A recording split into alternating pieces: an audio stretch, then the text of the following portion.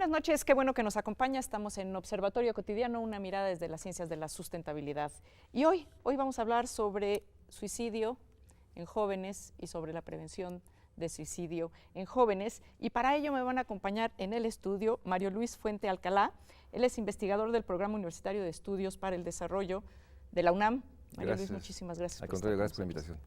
También está con nosotros Paulina Arenas Landgrave. Ella es profesora asociada de la Facultad de Psicología. Paulina, muchísimas gracias. Muchas gracias. Muchas gracias. Y nos acompaña en el estudio Tamara Cordera Tucker. Ella es asesora de la Dirección General de Atención a la Comunidad aquí en la UNAM. Por la invitación. Pues muchas gracias a los tres por estar aquí. Yo creo que este es uno de esos temas de los que todos hablamos, pero en voz baja. Y que todos pensamos y no decimos, como que siempre hay un fantasma en el closet, en prácticamente todas las familias, de que se murió el tío, se murió el abuelo, se murió no sé qué, y nadie sabe cómo, ni por qué, ni de qué. Y sobre todo cuando tenemos una población joven tan grande, en donde crecen con estos silencios, con este temor a hablar sobre el tema. ¿Por qué es importante hablar del suicidio y hablarlo así, de manera franca y abierta? Mario Luis. Sin duda uno de los temas la violencia más grande que puede recibir una familia, un entorno, es un suicidio. Una persona conocida, querida, que de pronto por alguna razón decide tomar esta decisión probablemente más drástica, quitarse la vida. Obviamente hay atrás de esto pues el azor o sorpresa, pero también el sentimiento de culpa que puede generar el entorno. Porque de acuerdo a los expertos, los que saben que hay muchas señales previas antes de un suicidio que logra su propósito. En ese sentido está el enorme cuestionamiento, ¿por qué no pudimos leer la angustia, la tristeza, la soledad, la desesperación? ¿Por qué esta persona vivió tal soledad y tal dolor que lo lleva a esta decisión última? Entonces parte del silencio tiene que ver con un sentimiento de incomprensión ante la acción, pero también un sentimiento de que uno no pudo entender, comprender, atender, intervenir para evitarlo. Y eso probablemente sea parte de esta explicación del por qué no hablamos de algo tan doloroso como saber que uno no pudo o no hizo lo que debía hacer. Que eso se liga justo con este silencio a hablar sobre el tema, porque si esto se hablara de manera más franca y más abierta, podríamos aprender a leer esas señales de auxilio, de alerta, de alarma, de que algo no va bien, de que alguien no se está sintiendo bien. Y así como cuando alguien tiene fiebre y pues intervienes porque tiene fiebre, igual si te das cuenta porque ya puedes reconocer esos síntomas, pues apoyar, ayudar. ¿Por qué hay tanto estigma en el tema? ¿Por qué es tabú? Pues considero que no solamente el suicidio, sino en relación a los trastornos mentales en general, hay mucho estigma al respecto y en particular con relación a esta problemática, hay muchos sentimientos también de culpa, como se mencionaban, de enojo, de tristeza, de tanta incertidumbre, frustración, y que entonces creo que se deja de lado un poco la compasión, ¿no? Saber y ver a la persona en realidad desde una mirada mucho más humana de qué está pasándole, qué es este dolor emocional tan grande que hay atrás de un suicidio. Entonces creo que mucho del estigma relacionado con esto es, no nos puede estar pasando a nosotros, él está bien o ella está bien, ¿por qué puede pensar eso, querer matarse si todo se le da, si todo lo tiene? Hay quienes tienen más problemas. O sea, es como una forma de invalidar la emoción de la persona que está en este riesgo tan grande, ¿no? Y hablando especialmente de jóvenes, donde no se comprende del todo el por qué pueden considerar la muerte propia como la salida a este malestar y este dolor psicológico que sienten tan grande. Que no es menor, se estima que es la segunda causa de defunción más importante entre los jóvenes de 15 a 29 años. La segunda más importante. No le estamos prestando atención, estamos clavados en estudiar otros temas, otras causas de mortalidad, y la que nos está diezmando a nivel de jóvenes ni siquiera aparece en la cotidianidad de las charlas, de las sobremesas, donde podamos socializar esta información de una manera no tan formal si queremos, ¿no? Que no sea tan estrictamente médica, pero pues también de una manera mucho más de tú a tú, de oye mi hijo, oye mi hija, y pues yo cómo lo veo y tú cómo lo ves. No, ni siquiera a eso llegamos, ¿no?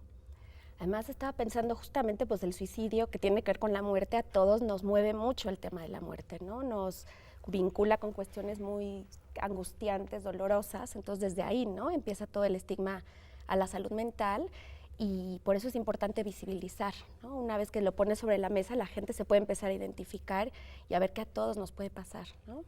Y también hay un tema de alerta muy interesante, ¿no? Que es el de, generalmente el suicidio no ocurre en el primer intento.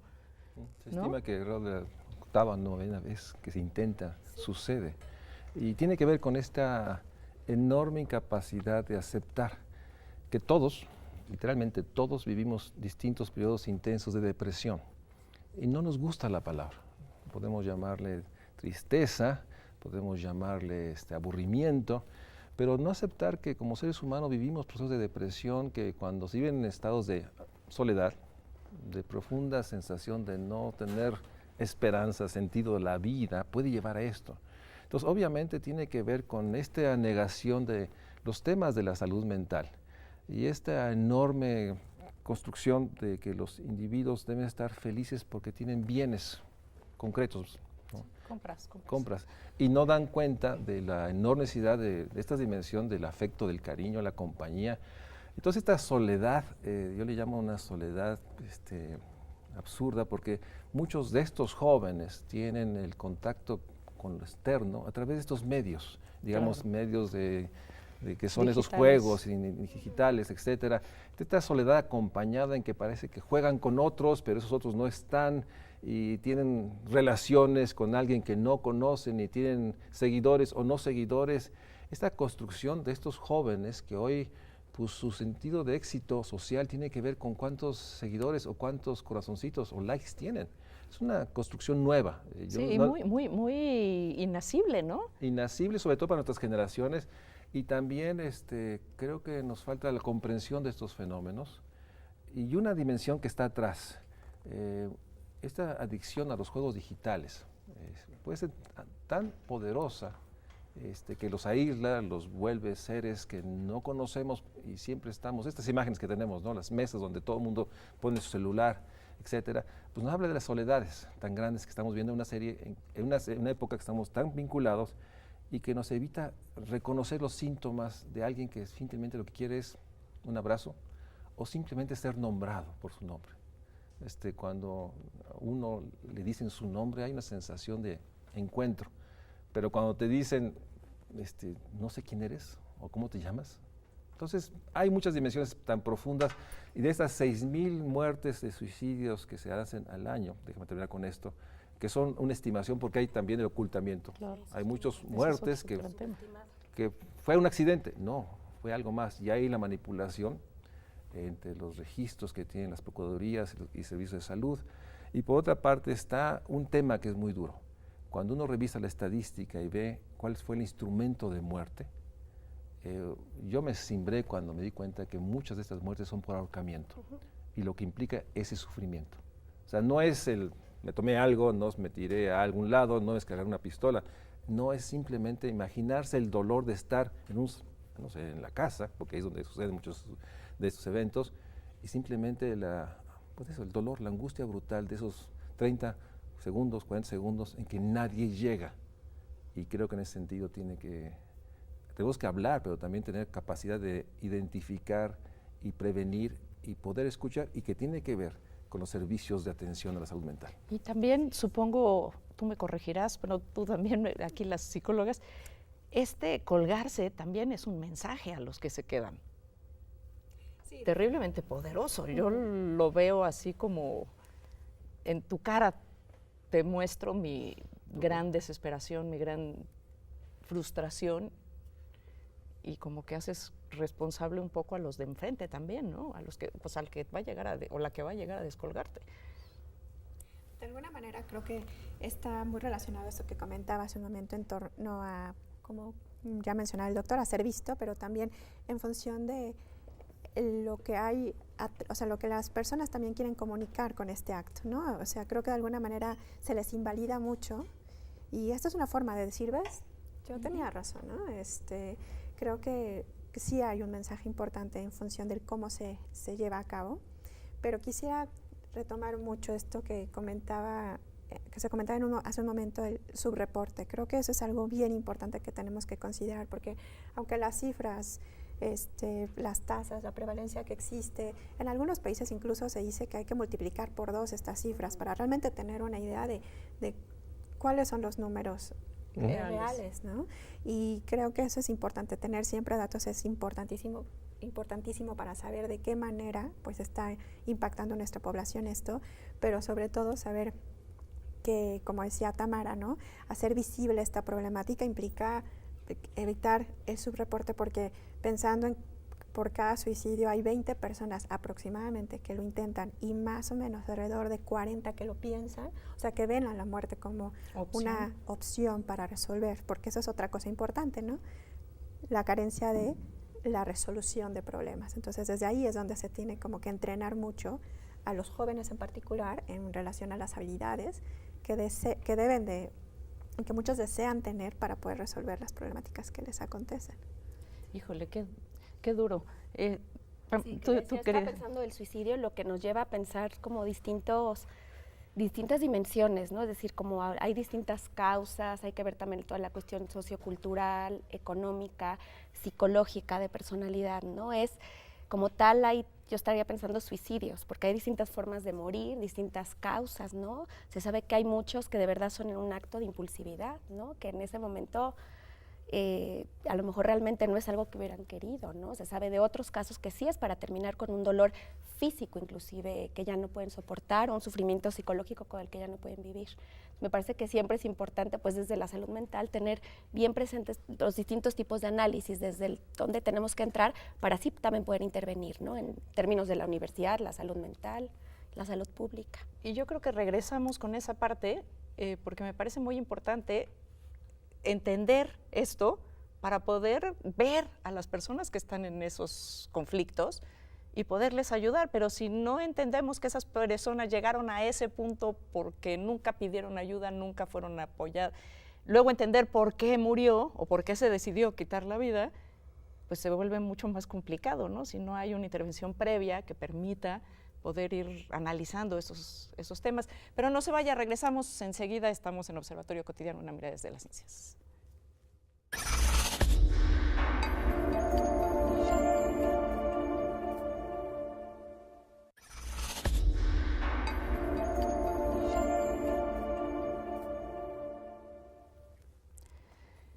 Tejer estas redes previas, tejer especie de espacio seguro, pero estoy revisando los datos, incluso hay lugares donde entiendo que hay mucha información sobre el tema, aunque sigue siendo muy tabú, que son los que llevan la primicia en términos de suicidios en el mundo: Japón, Estados Unidos, Argentina, Australia, Canadá, Suecia, Chile y México.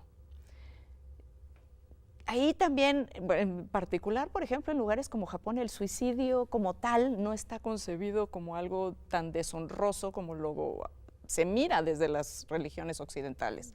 De hecho, pues así crecimos todos, ¿no? Con la honorabilidad del harakiri. ¿Qué pasa? Por un lado tenemos este país en donde el suicidio no es un estigma, los otros donde sí, pero que al final de cuentas es una salida a un hoyo negro, ¿no? A un momento en el que alguien no encuentra otra opción y decide que el siguiente paso es quitarse la vida. ¿Qué se le dice a las personas? ¿Cómo se trabaja con las personas para poder prevenir un suicidio? Pues de entrada, todo lo que tiene que ver con prevención es tratamiento ya, ¿no?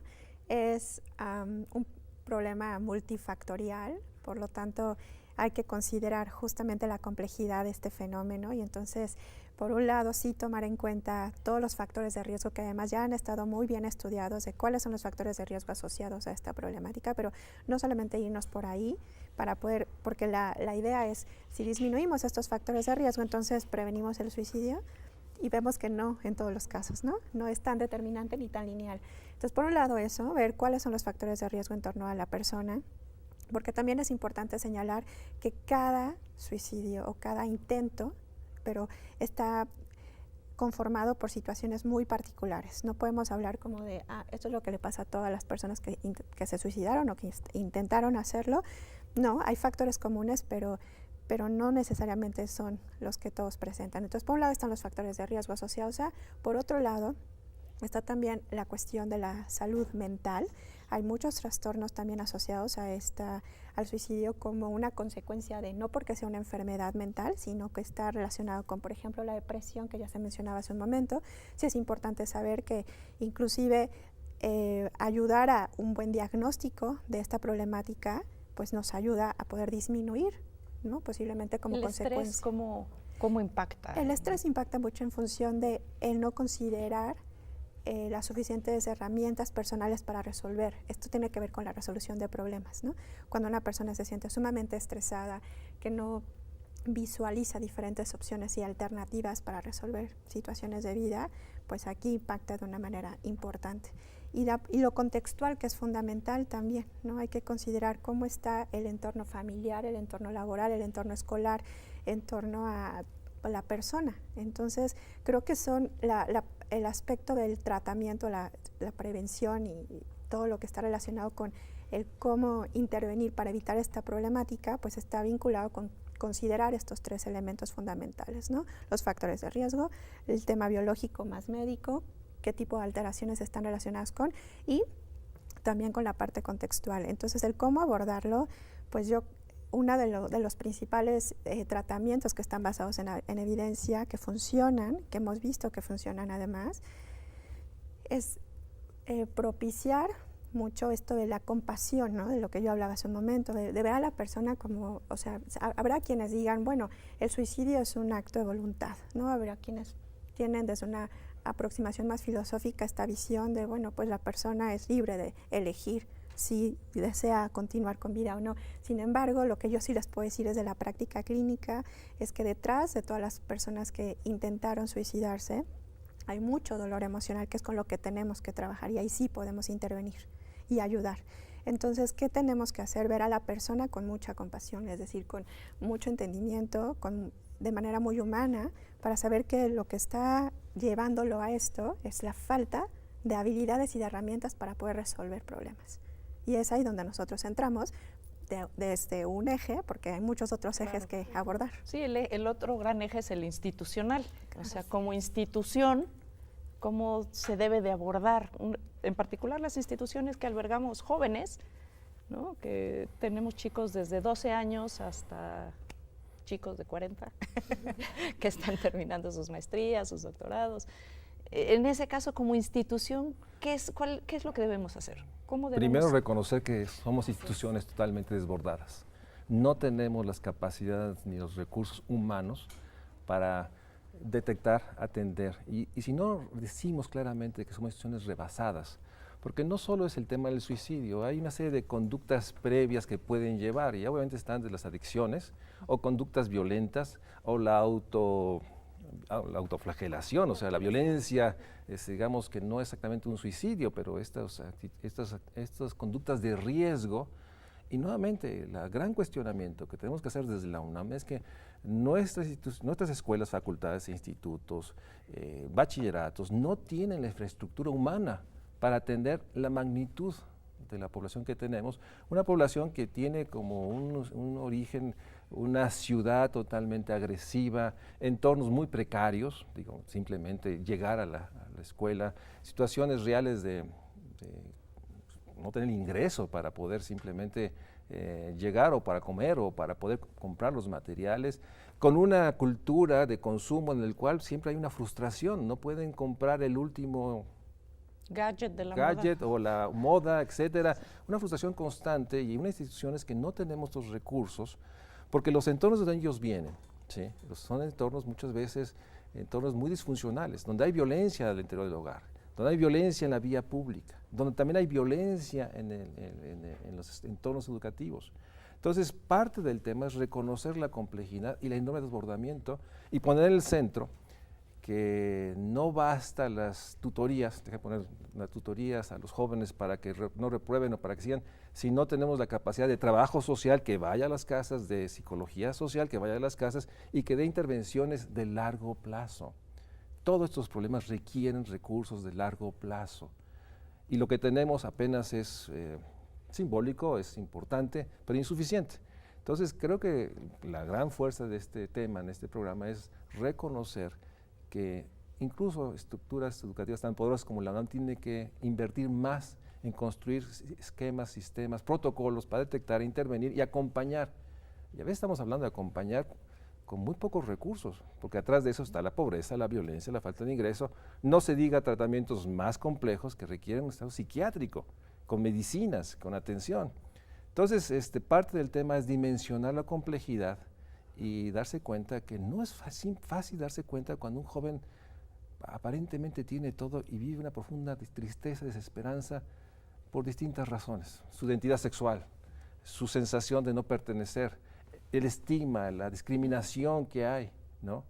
Y conductas que no logramos interpretar tempranamente. Entonces creo que parte del tema es dar cuenta que el sistema de educación público en general tiene muchos recursos a construir para poder acompañar, detener, enfrentar no solo el suicidio, que es el paso último, todo lo anterior. Todo está interconectado, son fenómenos interdependientes simultáneos que inciden en un joven y que a veces tienen manifestaciones de un consumo explosivo de alcohol, una manera de, cuando viene el micro, correr enfrente de él para llegar a la siguiente acera como una demostración de, no sé, de algo, cuando está realmente arriesgando su vida, o ingerir sustancias. Todo eso tendríamos que identificarlo, pero el problema no es identificarlo, es realmente tenemos los recursos para atenderlo y darle seguimiento,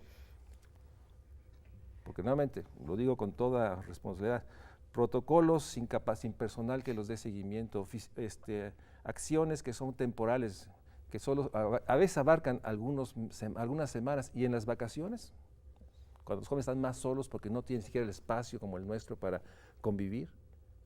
En fin, nuevamente el tema es de una complejidad mayor, que en el fondo está desesperanza, sufrimiento, tristeza, pero también la fractura de los entornos de protección como son los hogares, la vía pública, las escuelas, y en ese sentido no podemos minimizar, y por eso algunos muy afortunados sí tienen atención, pero son muy pocos, porque en el fondo lo que falta es personal especializado y esta capacidad de detección, y por eso creo que el primer nivel de detención son, lo pongo de manera muy esquemática, los profesores de primer ingreso, en bachillerato, en licenciaturas, deberían tener, no sé si se puede hacer ciertos esquemas para identificar a algunos jóvenes y entonces enviar el equipo multidisciplinario. Claro, yo creo que eso es absolutamente necesario, y no solo para los de primer ingreso, luego también nos encontramos ya con chicos que van a media carrera y de pronto pues el profesor de alguna manera sigue siendo un personaje importante,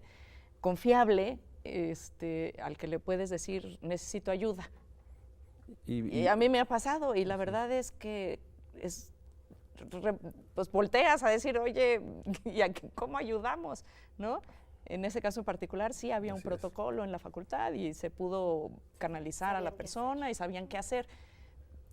Pero ahí justo ese es el tema, ¿no? Es el tema, y bueno, yo estaba pensando lo que decía el maestro, es, pues sí, primero aceptar, pero justo para no caer en esta desesperanza ni negativismo, pues ser como muy realistas, pero sí, con lo que se tiene, pues saber qué se puede hacer, ¿no?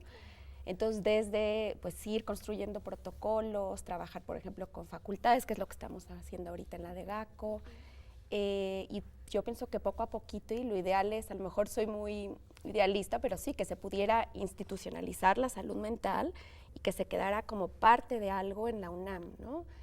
Nosotros hicimos una intervención en Camino Verde con la Facultad de Psicología y de GACO, y fue muy impresionante, con que pasan muchos jóvenes, al poder ver que estábamos hablando del tema del suicidio y que les dábamos esa apertura, ¿verdad? Se nos acercaron dos y a dos referimos y estamos haciendo el seguimiento. A lo mejor no es tanto como lo que nos hubiera gustado, pero dijimos, bueno, a estos dos les pudimos... ¿Pero en cuánto tiempo? De estar ahí en el camino. 1 hora. O sea, dos Sí, en una yo hora, me identifiqué parece a una muchísimo, persona, lo ¿no? acompañé físicamente y emocionalmente Si hasta hiciéramos donde eso Paulina estaba de dando el manera taller. permanente, Claro, Sí. claro. ¿no? Claro Que que- tuviéramos esas ventanas abiertas donde Sí. los chicos pueden llegar, no tienen que ir a buscar al de psicología, no, están las ventanas claramente ubicables, abiertas.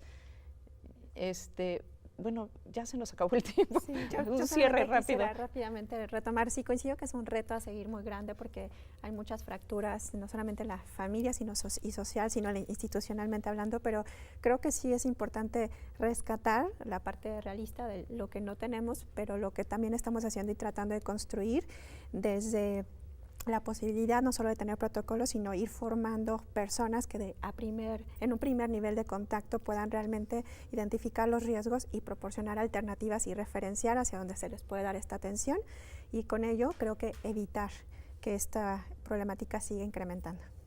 Pues así es. Pues Paulina, Mario, Tamara, muchísimas gracias. Yo creo que quedan muchas cosas, seguiremos platicando sobre este tema. Yo creo que es un tema que le interesa no solo a los jóvenes, también nos interesa a los profesores y por supuesto a los padres y madres de familia. Así que pues esto fue Observatorio Cotidiano, una mirada desde las ciencias, gracias al equipo de TV UNAM que nos hace posible llevar esta señal hasta su casa y a usted que nos hizo el favor de acompañarnos. Buenas noches.